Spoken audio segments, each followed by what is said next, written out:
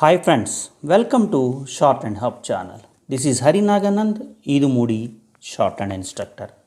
మనము ఈరోజు ఈ వీడియో ద్వారా తెలంగాణ స్టేట్ ఎలక్ట్రిసిటీ రెగ్యులేటరీ కమిషన్లో ఉన్నటువంటి పర్సనల్ అసిస్టెంట్స్ అలాగే స్టెనో కంప్యూటర్ ఆపరేటర్ పోస్టుల గురించి మనము ఈ వీడియోలో తెలుసుకోబోతున్నాము. అలాగే ఈ నోటిఫికేషన్లో డిఫరెంట్ పోస్టులు కూడా మనకి ఇవ్వటం జరిగింది. సో వాటి గురించి కూడా మనం ఇందులో డిస్కస్ చేసుకుందాము.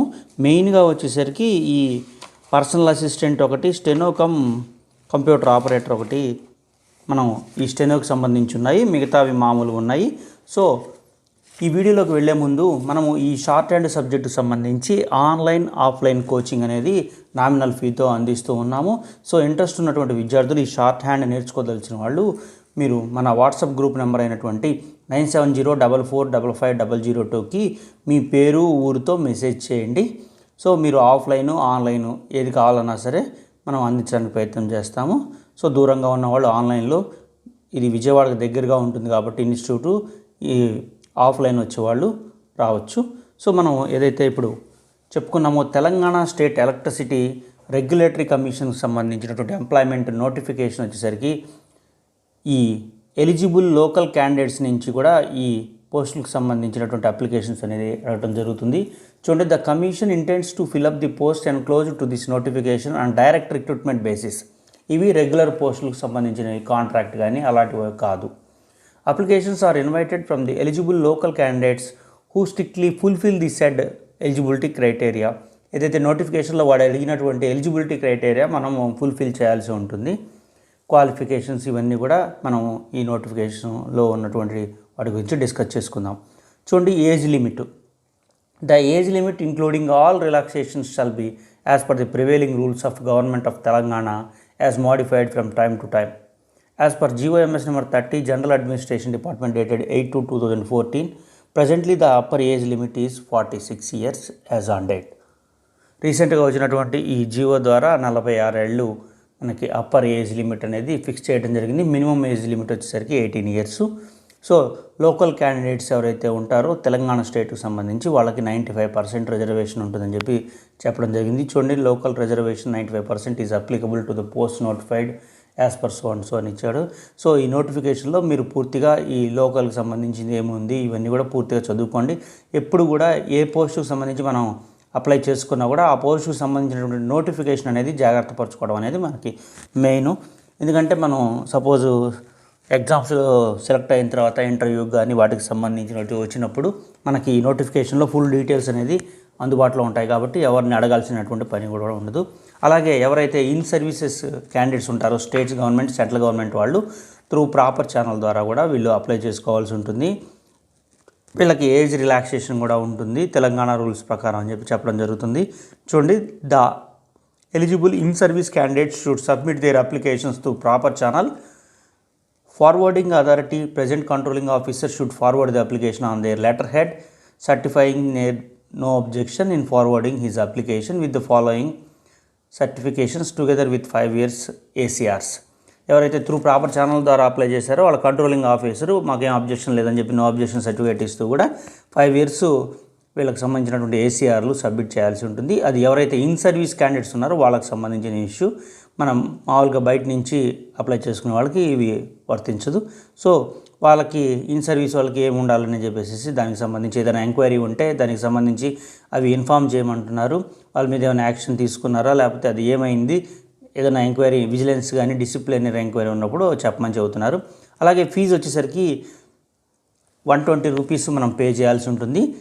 TSCRC ఫండ్కి మనం డిమాండ్ డ్రాఫ్ట్ పంపించాల్సి ఉంటుంది ఎనీ నేషనలైజ్డ్ బ్యాంక్ నుంచి. ఎవరైతే SC, ST, BC, EWS, PWD candidates ఉంటారో వాళ్ళకి ఈ ఫీ అనేది ఎగ్జామ్షన్ ఉంది. సో రిజర్వేషన్స్ అనేది తెలంగాణ స్టేట్కి సంబంధించి ఏవైతే అప్లికబుల్ అవుతాయో అవన్నీ కూడా ఇక్కడ అప్లికబుల్ అనేది అవుతాయి. The selection is either through interview or through written examination and interview. Canvassing in any form shall be liable for rejection of the candidates. So ఈ వీళ్ళకి సంబంధించిన ఈ పోస్టులకి కొన్ని పోస్టులకు సంబంధించి ఇంటర్వ్యూ, అలాగే కొన్ని పోస్టులకు రిటర్న్ ఎగ్జామినేషన్, ఇంటర్వ్యూ అనేది కూడా ఉంటుందని చెప్తున్నారు. ఎలా అప్లై చేయాలి, ఎప్పుడు డేట్ అనేది కూడా మనకి ఇక్కడ కనిపిస్తుంది. చూడండి, ఇంట్రెస్టెడ్ పర్సన్స్ ఎవరైతే ఉంటారో దీనికి సంబంధించి అన్ని ఎలిజిబిలిటీ ఉన్నవాళ్ళు వాళ్ళ అప్లికేషన్ని ఆన్ ఆర్ బిఫోర్ 1/4/2024లో మనకి ఈ అప్లికేషన్కి ఇచ్చినటువంటి ప్రొఫార్మా ప్రకారము వీళ్ళు అప్లికేషన్ను ఆఫ్లైన్లో సబ్మిట్ చేయాల్సి ఉంటుంది. ఎవరికంటే కమిషన్ సెక్రటరీ డోర్ నెంబర్ ఇక్కడ క్లియర్గా మీకు స్క్రీన్ మీద కనిపిస్తుంది. ఈ నెంబర్కి మీరు అప్లికేషన్ ఫామ్ని డౌన్లోడ్ చేసుకుని దాన్ని ఫిలప్ చేసి ఆ అడ్రస్కి మీరు పోస్ట్ చేయాల్సి ఉంటుంది.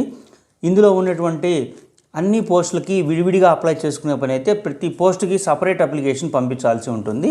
అలాగే ఫీజు కూడా దానికి సంబంధించి పే చేయాల్సి ఉంటుంది.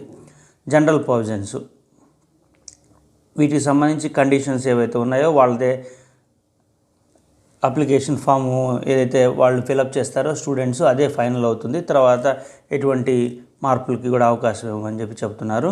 ఇన్కంప్లీటెడ్ అప్లికేషన్స్ రిజెక్ట్ చేస్తామని చెప్తున్నారు. ఏదైతే అప్లికేషన్లో వాళ్ళు మెన్షన్ చేసిన ఇన్ఫర్మేషనే వాళ్ళు ఫైనల్గా ట్రీట్ చేస్తామని చెప్పి చెప్పడం జరుగుతుంది. ఏదైనా దాంట్లో తప్పులు ఉన్నట్లయితే అది మీదే బాధ్యత. అలాగే కమిషన్కి వీళ్ళ అప్లికేషన్ని రిజెక్ట్ చేసేటువంటి అధికారం కూడా ఉంది. మీరు తప్పు ఇన్ఫర్మేషన్ కనుక ఇచ్చినట్లయితే తర్వాత కనుక అది తేలితే any candidate furnishing incorrect information or making ఫాల్స్ది వాళ్ళది చేయడానికి వాళ్ళ ఈ కమిషన్కి అధికారం ఉంటుందని చెప్పి చెప్పడం జరుగుతుంది. అలాగే చూడండి, వాళ్ళు అడిగినటువంటి అన్ని డాక్యుమెంట్స్ కూడా పంపించాల్సి ఉంటుంది. ఈ టీఎస్సీఆర్సీ డెసిషన్ ఫైనల్ వాళ్ళు ఎలా అయితే కండిషన్స్ ఫ్రేమ్ చేశారో ఆ కండిషన్స్ అన్నీ మనం ఫిలప్ చేసినప్పుడు మాత్రమే వీటికి సంబంధించి మనం వాటిని ఫిలప్ చేయాల్సి ఉంటుంది.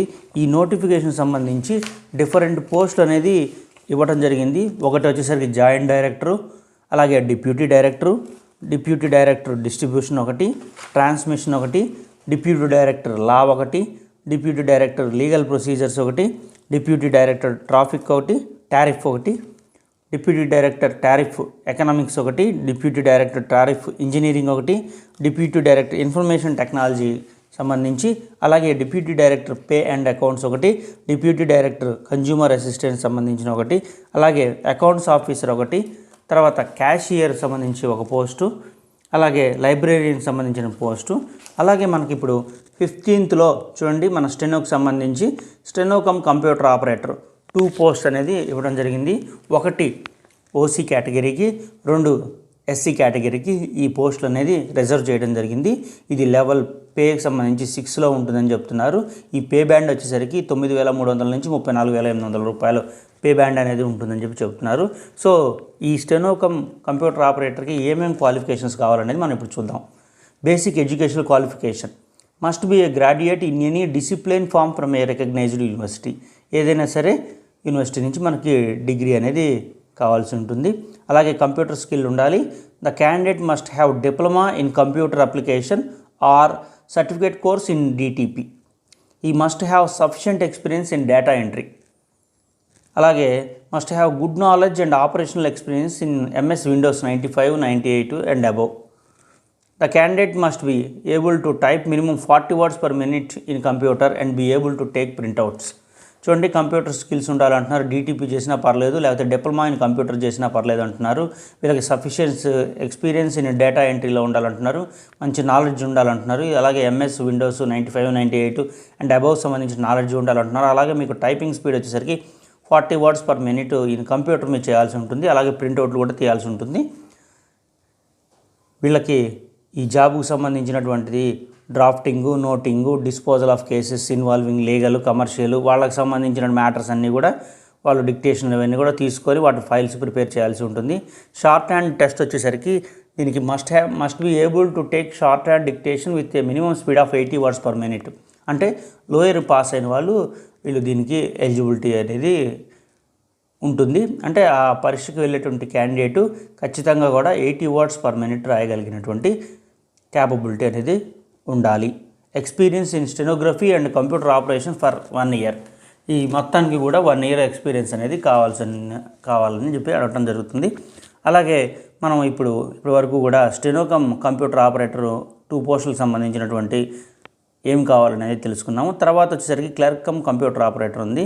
సో అది మనకి సంబంధించింది కాదు కాబట్టి మనం ఇప్పుడు నెక్స్ట్ ఏదైతే పర్సనల్ అసిస్టెంట్స్ 2 పోస్ట్స్ ఉన్నాయి, అవి ఒకటి ఓసీకి, ఒకటి ఎస్సీకి ఉంది.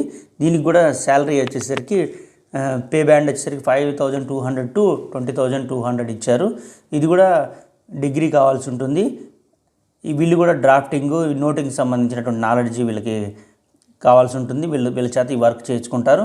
కంప్యూటర్ స్కిల్కి వచ్చేసరికి diploma in computer application or DTP ఇందాక ఏదైతే అడిగారో అట్లాగే సేమ్ సంబంధించి దీంట్లో కూడా అడగటం జరిగింది. ఏమి మార్పులు కూడా లేదు. దీంట్లో కూడా 40 words per minute in computer అని అంటున్నాడు అండ్ టేక్ ప్రింట్అవుట్స్ అంటున్నారు. ఇక్కడ దీనికి వచ్చేసరికి 3 years ఎక్స్పీరియన్స్ అడుగుతున్నారు. అక్కడ వచ్చేసరికి మనకి షార్ట్ హ్యాండ్ అలాగే కంప్యూటర్ సంబంధించి 1 year అడిగారు. ఇక్కడ ఈ పర్సనల్ అసిస్టెంట్కి వచ్చేసరికి 3 years ఎక్స్పీరియన్స్ అనేది కావాలని చెప్పేసి అడుగుతూ ఉన్నారు. తర్వాత రిసెప్షనిస్ట్ అనే పోస్ట్ కూడా ఉంది. అలాగే ఆఫీస్ సబార్డినేట్స్ ఉన్నాయి.